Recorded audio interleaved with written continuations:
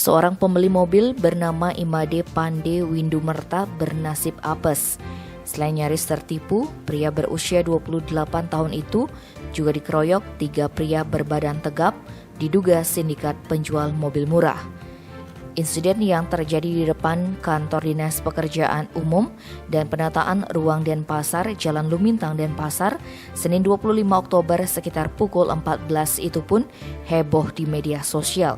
Dari informasi yang dihimpun, awalnya Pande Windu hendak membeli mobil Toyota Innova dengan DP 50 juta rupiah.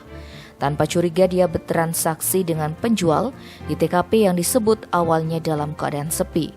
Ketika DP diterima oleh 3 orang berbadan tegap itu, tiba-tiba pria asal Kediri Tabanan itu diseret paksa masuk ke dalam mobil Toyota DK1667CW warna hitam. Alhasil korban menolak dan berontak sambil berteriak minta tolong.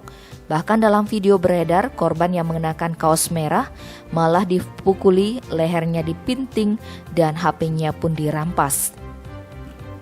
Beruntung warga yang menyaksikan keributan berusaha melerai dan melapor ke polisi hingga Pande Windu gagal dibawa. Sementara ketiga pelaku berhasil diamankan aparat dari Polsek Denpasar Utara. Kasih Humas Polresta Denpasar Ibtu Iketut Sukadi mewakili Kapolsek Denut membenarkan bahwa ketiga pelaku diamankan setelah kejadian.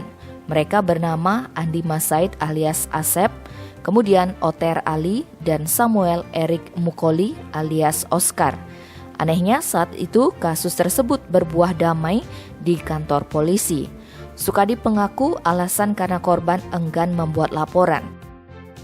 Padahal ketiga pelaku jelas-jelas terekam kamera bersama melakukan tindak pidana kekerasan. Keesokan harinya setelah video viral, korban kembali melapor.